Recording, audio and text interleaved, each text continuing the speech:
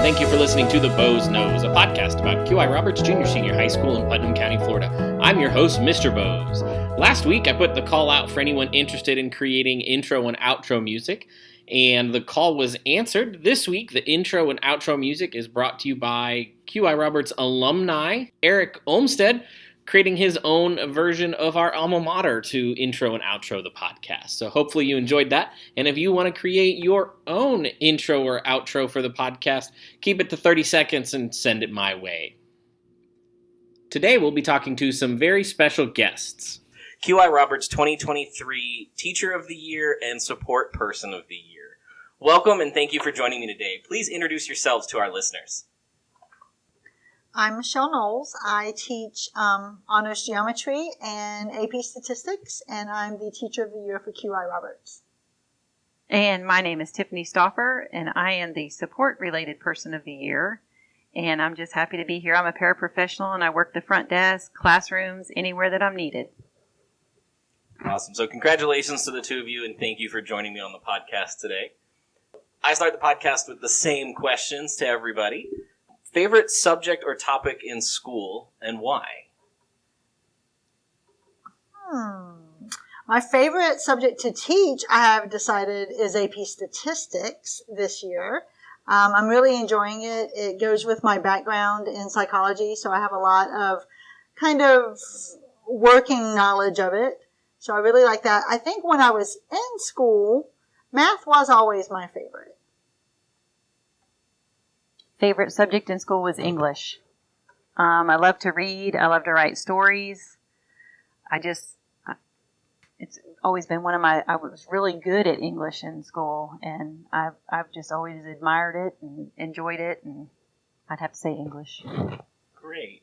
So both of you have been at QI for a few years. So what's your favorite QI story or tradition? I have a favorite story.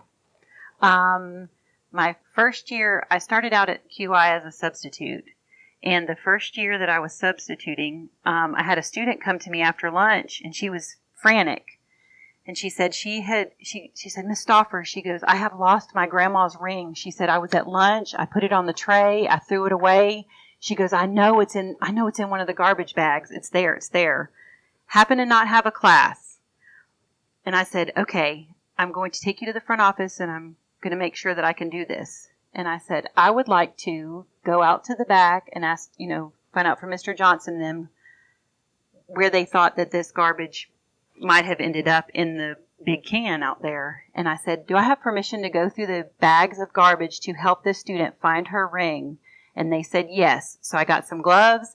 We laid out a plastic sheet out back. We took 3 bags of garbage, and we started, with the first one, didn't find it in there. Second one, found it. It was sitting right there as soon as we dumped the garbage out, and I'll never forget that.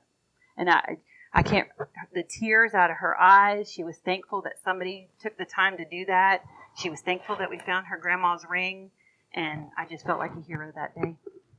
That's amazing. That's awesome. Which brought tears to my eyes just now. I've only been here this is my 3rd year.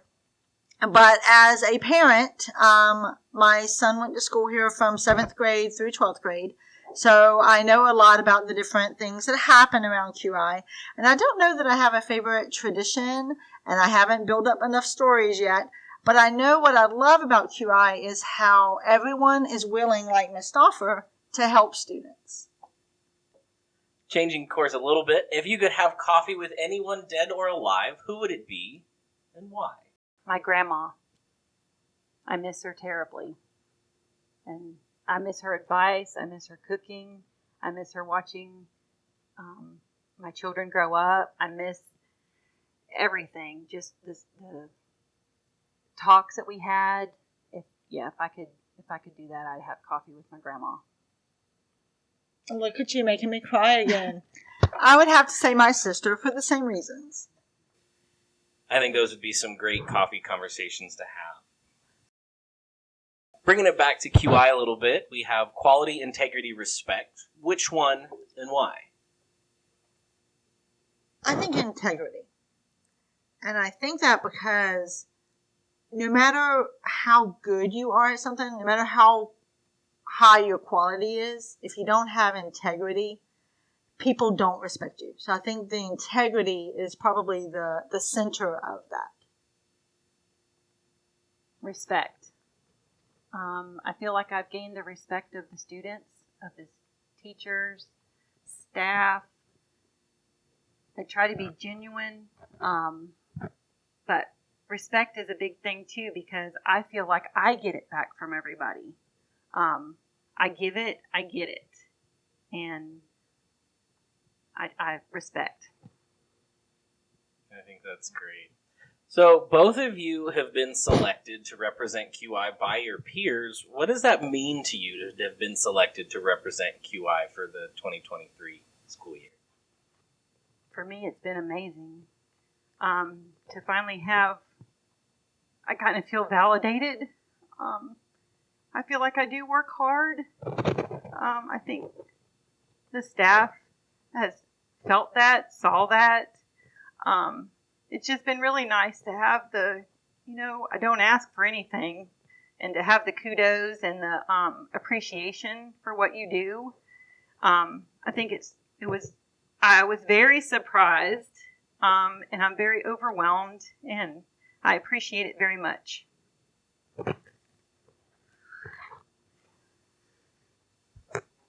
I just love that the people that I love so much love me back. Hands down. Well, I will say it is an honor and a privilege to be a colleague for both of you, and I'm glad that we get to recognize both of your outstanding work. So I'm going to try to find a question to to lighten things up here a little bit, give us all a break from the tissues. So both of you have had students go to QI, have children go to QI. So you kind of have both perspectives as an employee and as mom. What is QI? What is QI to you, whether you want to speak, personally or professionally? I think it's a place where students can excel, but they're given the support that they need to find their path, no matter what path that is. As a parent, I'm thankful for QI. I'm thankful that my children were able to experience excellent teachers, excellent staff, from the cafeteria to the teachers, students, office, everybody, administration. We're fair, we're honest, from the parent perspective. From the staff perspective, it's just a great place to work. I mean, you make friends, you talk, you laugh, you help each other, you listen to each other. I just couldn't imagine working anywhere else. So you both talked about what QI is, and QI tends to have a reputation in the county with some major misconceptions, at least I personally feel, about what QI is. What's one important misconception you think that people have about QI that you would like to take this opportunity to address? I think a lot of people think that only the smartest kids go here, but I know from teaching here, we have kids that work so hard that their determination and perseverance is what makes them excel here. Not necessarily just their innate intelligence. Yes, that's important, but you can be as smart as you want to be if you're not going to do the work and excel. And we have some students who need extra time on things, but they're willing to do that. And so I think that's the difference in a QI student. It's not just that they're great at testing and that they get these great test scores. They are here because they want to be here. And they're determined and they work for what they get. I was going to say the same thing. The misconception is that we only take the smart kids. And we take the ones, like you said, that are determined. They're they may not have the highest test scores when they first get here, but they have the support system here. They're not going to get that anywhere else. They're not going to have the one-on-one. They're not going to have the teacher at lunch that decides to not take their lunch hour because they would rather tutor students. They're not going to have that anywhere else. And those kids are the ones that need to be here. And I'm glad they are. I think that's great. And it's nice to hear for listeners who have listened from episode 1. Mr. Theobald and Miss Thornton basically say the exact same thing about what QI is, that it's not the smart student that is the best fit for QI. It's the hardest working student. If let's say you, instead of being working here, let's say you were a student here at QI. We've got so many things that people can be involved in. What would you get involved in? I think I would do ag. I love animals, and I actually went to school for animal science and thought I was going to be a vet. Organic chemistry did not allow that to happen. But I think I would do ag, because at my high school in Jacksonville, Florida, we didn't have ag. Even though back then we did have some of the trade type things and some of the CTE classes, we had things like home ec and welding. So I didn't have an opportunity to do that. So I think I would definitely do ag. I think I would like to do high Q.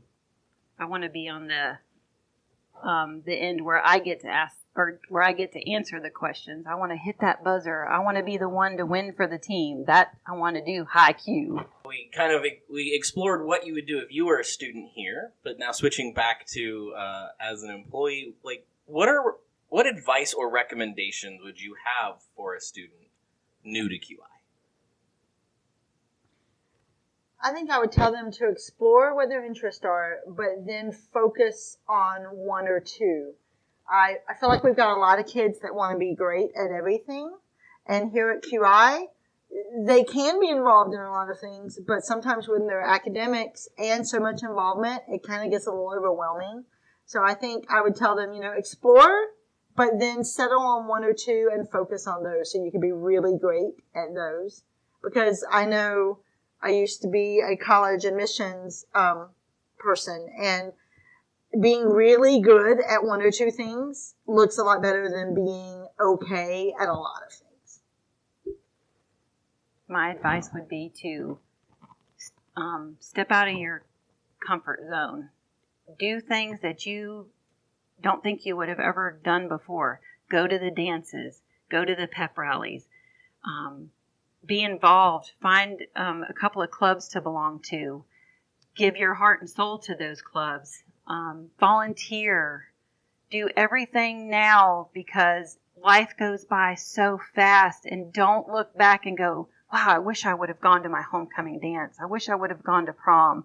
I wish I would have stayed and went to the pep rallies, because this is it for right now. Don't let anybody tell you that you can't do something. Do it. Don't listen to them. You prove them wrong. You do. You say. You go. If whatever you want to do, make it happen. Don't listen to the naysayers. I think both of those are great advice.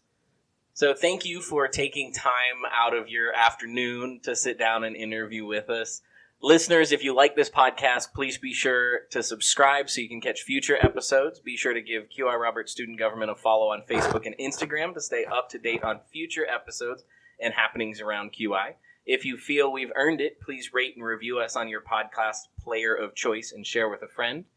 And don't forget, keep an eye on whether or not our two Teacher of the Year and Support Person of the Year make it all the way to Putnam County Teacher of the Year and Support Person of the Year, and an opportunity to compete at the state level for state level person. Thank you, Knights, and remember, excellence in all endeavors.